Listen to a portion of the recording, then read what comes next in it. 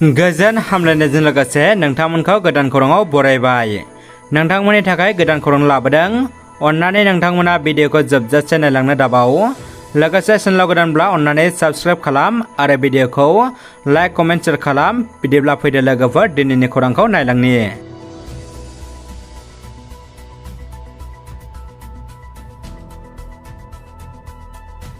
गिबि खौराङाव दङ उदालगुरि जिल्ला नेशनेल चिल्ड्रेन साइन्स कंग्रेसनि बानजायनायाव खैराबारि जौसिन फरायसालियाव सानसेनि बायदि मेहेरगोनां हाबाफारिनि गेजेरजों 30थि नेशनेल चिल्ड्रेन साइन्स कंग्रेस खुंदों। हाबाफारि बायदि फुंनि समाव आलारि बाथि फोजोङो खैराबारि जौसिन फरायसालि सामलाय आफादनि आफादगिरि ध्रुब स्वर्गियारिया साइन्स कंग्रेसनि फिरफिलाखौ बेरहोयो। उदालगुरि जिल्ला एकाडेमिक काउन्सिलनि गाहाय नेहाथारि गायत्री प्रराया प्रजेक्ट प्रटेक्शन खथाखौ बेखेवना होयो। भेरगाव महकुमानि बेंगिरि दीपक फुजाया बेनि उनाव बिगियाननि सायाव बिबुंथि आरो बिगियाननिजों इन्टारेक्शन हाबाफारिखौ बेखेवना होयो। खैराबारि सार्कलनि मावख'गिरि ब्रिदिल नाथआ हांख्रायजानाय आलासि महरै बाहागो लायो। मुंदांखा बिगियानि डक्टर बिथाङा दिनैनि बे साइन्स कंग्रेसआव फरायनाय फरायसालिफ्रा गासै उदालगुरि जिल्लानि सिङाव थानाय खाग्राबारि ओनसोलनि सवन कुमार बर'नि फिसाज्ला मणिकुट बर' बिथाङा MBBS फरायनो थाखाय दिपु मेडिकेल कलेजाव मुं थिसननो थाखाय खाबु मोनबाय। मणिकुट बर' बिथांनि फिथाइखौ मोननानै नखरनि बिमा बिफा आरो खाग्राबारि ओनसोलनि रायजो राजाफ्रा रंजानायजों लोगोसे गोजोननाय फोरमायदों। मोनसे बिखा खामथाव आरो दुखुनांथाव खौरां।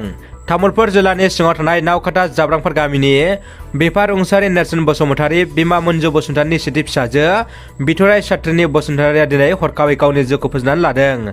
आथिखालाव सात्रिनि बसुमतारीया गौहाटी कटन मुलुगसोलोंसालियाव MA थाखोखौ फोजोबनानै गौहाटीयाव फिन कम्पिउटार सोलोंथाइ लागासिनो दङमोन।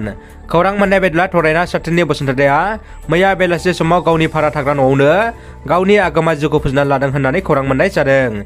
बिथराय सात्रिनि बसुमतारीनि जिउ फोजोबनानै लानायनि गुबै जाहोनखौबो दासिम मिथिनो मोननाय जायाखै। अदेबानि बिनि सायाव पुलिसआ नायबिजिरनायखौ जागायबाय होनना मिथिनो मोन्दों। बाक्सा जिल्ला खुंगिरिनि बानजायनायाव 29 आरो 30 अक्ट'बर 2022 खालारखालि साननैनि हाबाफारिजों सेथि बाक्सा जिल्ला गायसननाय सानखौ मुसलपुर गोजौसिन फरायसालिनि गेलेग्रा फोथाराव खुंफुंनो लानाय जायो। 30 अक्ट'बर 2003 मायथाइयाव गायसनजानानै बाक्सा जिल्लाया 19 बोसोर जाफैबाय। बे हाबाफारिजोंनो सोमोन्दो लाखिनानै थै दान होनाय हाबाफारियाव बाक्सा जिल्ला एबसुनिफ्रायबो सानै बिबानगिरिफोर फारियै मुस्रि अनसुमा नार्जारि मुस्रि राकेश बसुमतारी बिथांमोना डाक्टर रबि बर' देहा फाहामसालियाव थै दान होनाय जायो। दानिया फैदो जोबथा खौराङाव। दुलाराय बर' फरायसा आफादनि बड'फा गोजोरथियारि सोलायनाय मावथांखिनि नोजोर थांखिजों चिरां जिल्लानि सिङाव थानाय काजलगाव महकुमानि बेन्दोङाव थानाय गासैबो गामिफोराव सुबुं सांग्रांथियाव बाइक रेलि हाबाफारि लानाय जायो।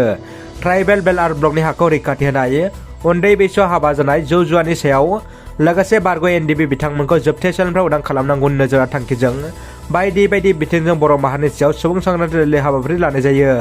बे हाबाफारियाव दुलाराय बर' फरायसा आफादनि आफादगिरि मानगोनां दिपेन बर' बिथाङा बाहागो लायो।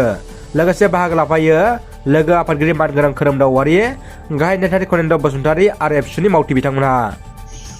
रादाबा एसेनोसै लोगोफोर। रादाबखौ जोबजासे नायनो थाखाय नोंथांमोननिसिम गोजोननाय आरो साबायखर बावबाय। गोजोन्थों।